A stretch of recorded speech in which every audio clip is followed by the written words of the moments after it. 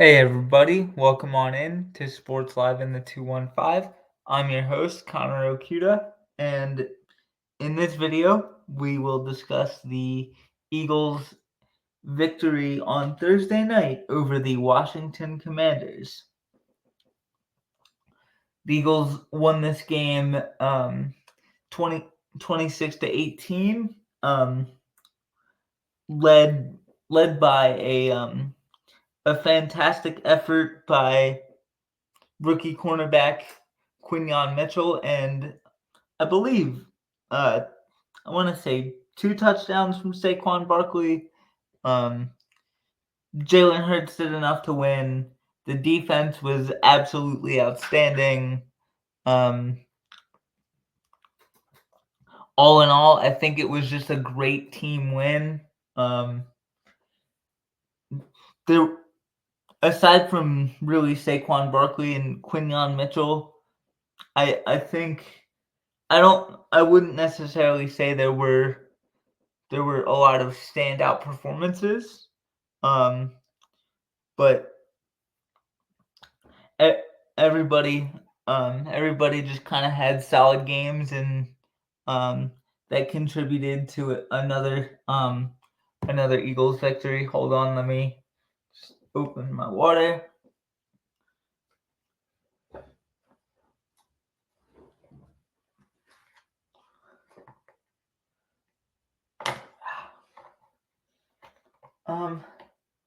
Hold on one second. Sorry about that. But like I was saying, I think everybody just kind of had a solid performance. Jalen Hurts, another game with with no turnovers. I I want to say he had one. He had one against the yes, he did have one against the Dallas Cowboys. That tremendous play by Trayvon Diggs. Um, Trayvon Diggs when Hurts was trying to fit the ball into Philly Goddard, as um,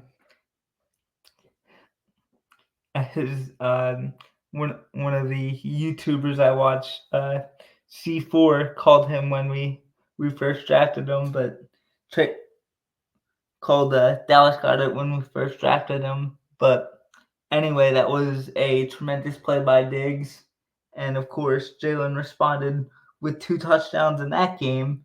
But on Thursday, he really didn't need to. I feel like the offensive line was able to kind of lean on that Commanders defensive front, and they just essentially imposed their will for most of the second half. Once that defense got tired, it was just open season for the Eagles offensive line on the Commanders. So that was great to see.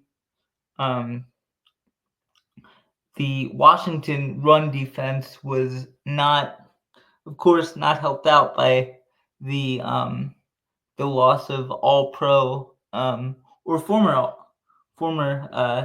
All Pro defensive tackle Jonathan Allen, and the Eagles offensive line certainly took advantage of it. Um,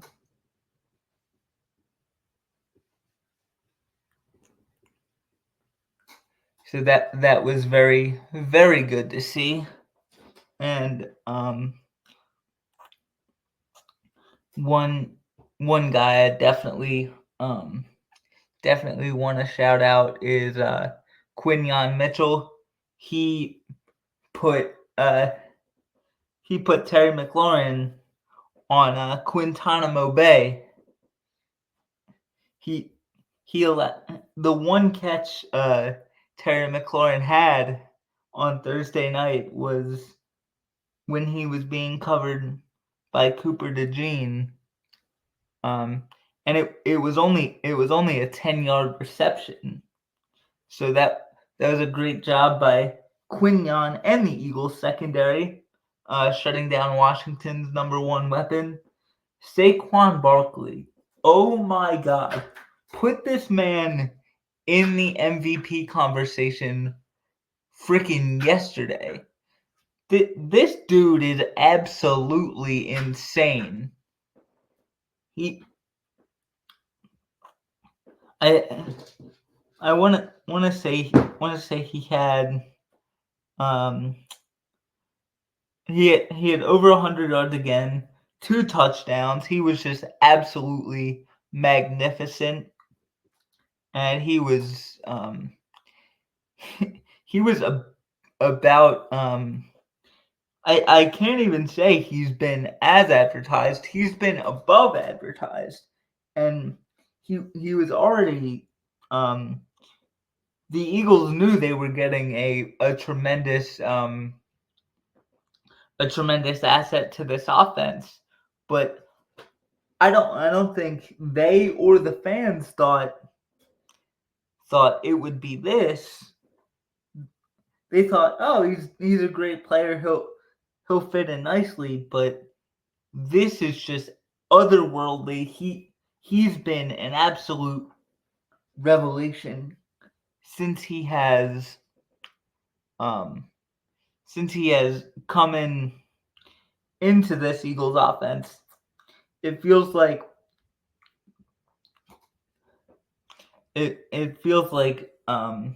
defenses really have to pick their poison. Like, do they want to stack the box and leave AJ, Devontae, Jahan, and Dallas with favorable matchups, or do they want to double the receivers and let Barkley kind of feast and kind of just do whatever he wants on the ground. But the concerns, if you would call it that, coming into this year were there's only one ball to go around. How are all these great weapons going to be happy?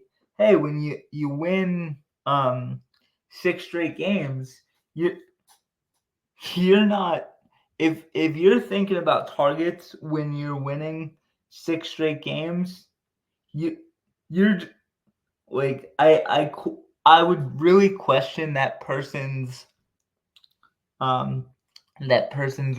will to win and like their want to win, really, because like would you rather get 10 targets a game, or would you rather see 6 straight W's in the in your record?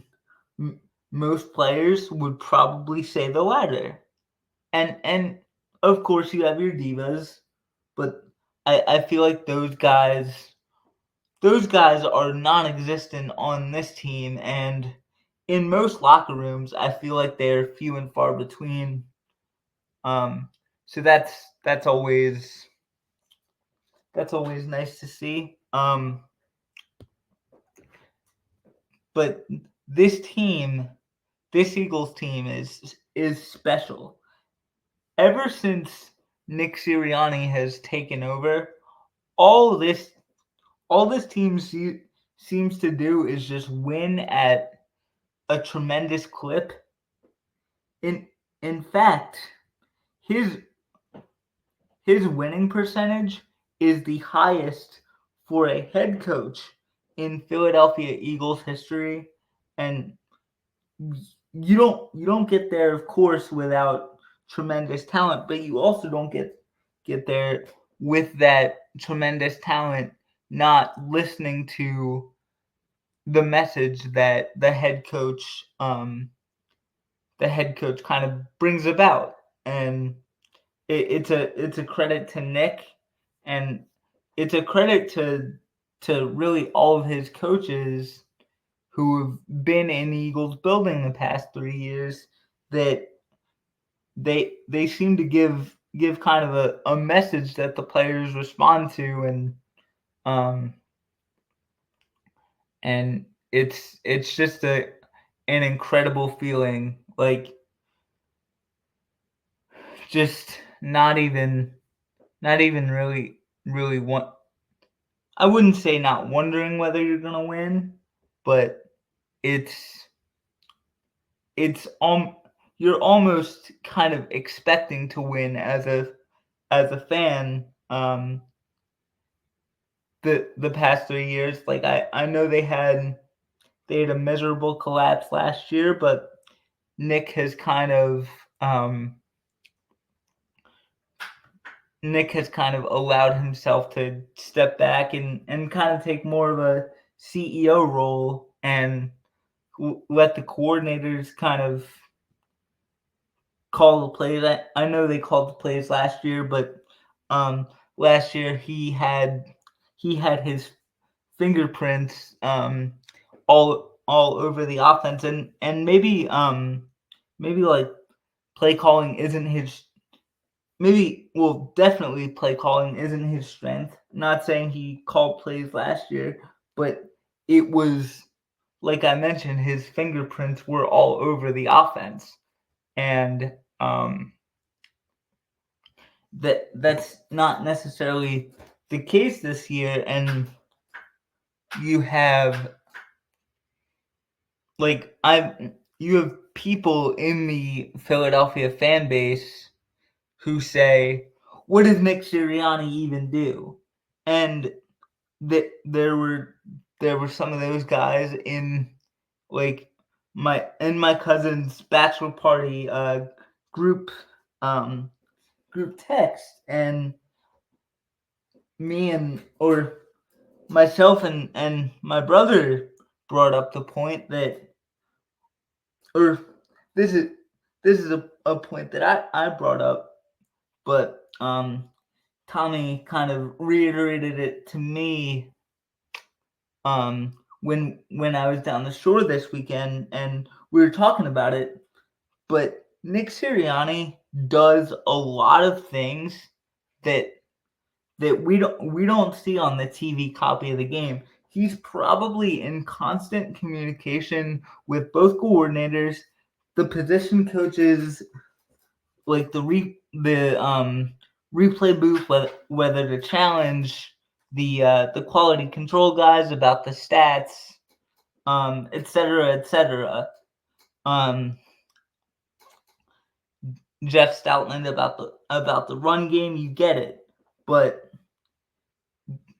you do not get to 40. You do not get to a 41-19 win-loss record as a head coach by just falling into it. You don't just go, whoopsie, I'm 41-19 now. Like, that's just, I'm sorry, it's just not possible. Like it's just not. Like, you get there by your players responding to whatever your message is, whether it's the core values or whether it's something else. Like, whatever he's doing, I would suggest to him, keep doing it, because the players clearly buy in, and this is such a beautiful thing to see and to say. Like, I don't think, and obviously they've made the playoffs 6 of the last 8 years, but I don't think the Eagles have ever had this dominant of a stretch in my lifetime. I know they went to 4 straight NFC championships. 4 straight NFC championships before I was born, and up until I was just 2 years old. But this is probably the most dominant Eagles um just this 3-year stretch has just been such a just I can't even think of the right words, but such a weird it's just such a weird feeling, like almost kind of expecting to win rather than rather than hoping to win.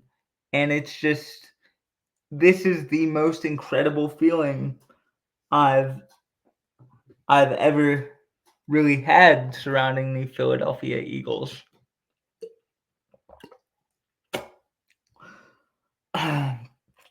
And I really hope, really hope they keep it rolling because um I don't think I don't think this fan base would be able to handle another collapse.